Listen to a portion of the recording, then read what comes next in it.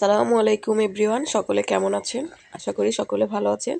দূরে এবং কাছে যে যেখান থেকে আমার এই ভিডিওটি দেখছেন সকলকে জানাই শুভেচ্ছা অভিনন্দন। আজকে আমি একটা নতুন রেসিপি নিয়ে আসব, মানে আমার চ্যানেলে নতুন। সেটা হচ্ছে হাঁসের মাংস। খুব সহজে হাঁসের মাংস রান্না করা এবং কি খুব সুস্বাদু হবে এই রান্নাটি। তো সঠিক নিয়ম আর সঠিকভাবে যদি সব কিছু হাঁসের মাংসে দেওয়া যায় তাহলে কিন্তু হাঁসের মাংস রান্নাটা খুব মজা হয় আর খুব তাড়াতাড়ি কিন্তু হয়ে যায়। তো এটা কিন্তু আমি চিন হাঁসের মাংস নিয়েছি। তো পরিমাণ মতো তেল, তারপর পেঁয়াজ দিয়ে, তারপরে এদিকে গরম মশলা সব কিছু দিয়ে দিলাম আমি। এখানে কয়েকটা গোটা এলাচ, যেগুলো এলাচের মুখগুলো আমি ফেটে দিলাম। তারপর লবঙ্গ, তেজপাতা, দারচিনি সব কিছুই আমি গরম মশলা একসাথে দিয়ে তেলের মধ্যে পেঁয়াজের বেরেস্তাটা তৈরি করে নিব। তারপর পেঁয়াজগুলো যখন হয়ে আসবে তখন একে একে মশলা, শুকনো মশলা, বাটা মশলা সবগুলোই আমি কিন্তু দিয়ে দিব। তো এখানে কিন্তু আমি বাটা মশলা ব্যবহার করেছি। এই যে পেঁয়াজগুলো যখন বাদামি রঙের হয়ে এসেছে, তারপর আমি হলুদের গুঁড়ো, ধনিয়ার গুঁড়ো, মরিচের গুঁড়ো সবগুলো দিয়ে দিলাম। তারপর কিন্তু যে হাঁসের মাংসের একটা মশলা আছে, রাঁধুনি হাঁসের মাংসের মশলা, সেটাও আমি একটু ব্যবহার করলাম। সব কিছুই আমি 3 টেবিল চামচ করে ব্যবহার করেছি।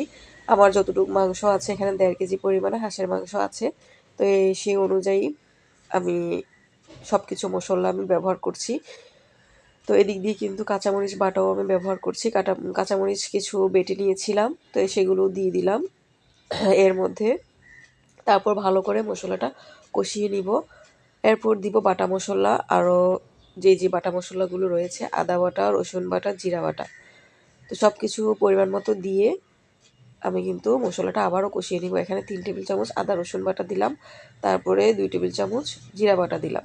তো ভালো করে কষিয়ে নিলাম। হাঁসের মাংস কিন্তু মশলাটা ভালো করে কষিয়ে নিলে, এমনকি ভালো করে মশলাটা যতক্ষণ না পর্যন্ত তেল না ছাড়ছে ততক্ষণ পর্যন্ত কষিয়ে নিলে মাংসটা খেতেও কিন্তু খুব সুস্বাদু হয়। তো আমারও কিন্তু মাংসটা খুবই টেস্টি হয়েছে, এমনকি একদম লোভনীয় হয়েছে।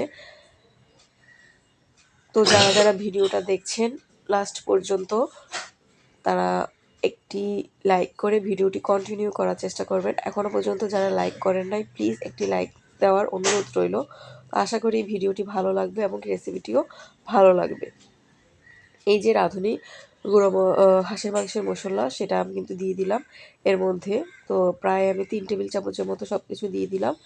আর হাঁসের মাংসের মশলা কিন্তু একটু বেশি লাগে, কারণ এখানে একটু বেশি জুসি হওয়া লাগে। তো আমি এটা আলু দিয়ে, মানে হালকা আলু দিয়ে রান্না করব।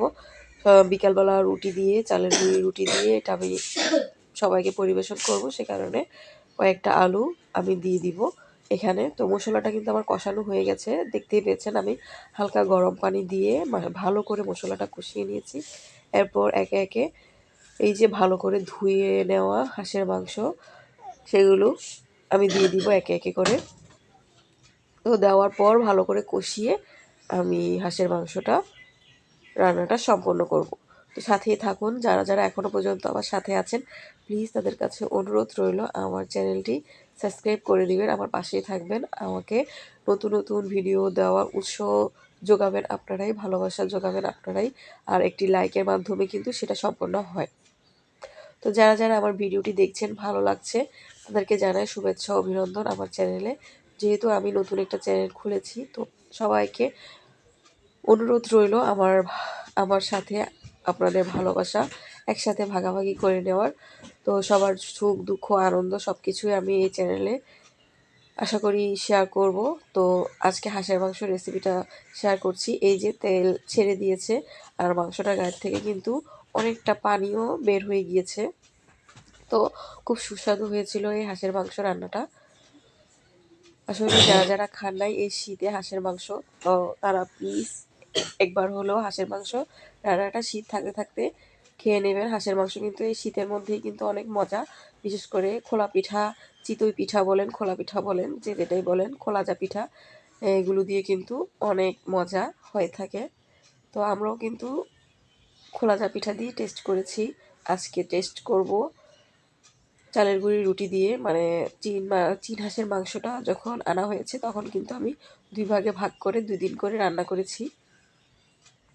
আর আমাদের গ্রামে কিন্তু এই হাঁসের মাংস বেশিরভাগই প্রত্যেক ঘরে ঘরে প্রচলিত হয়। আর গ্রামে কিন্তু কম বেশ সবাই কিন্তু এই হাঁস মুরগি সবাই লালন পালন করে।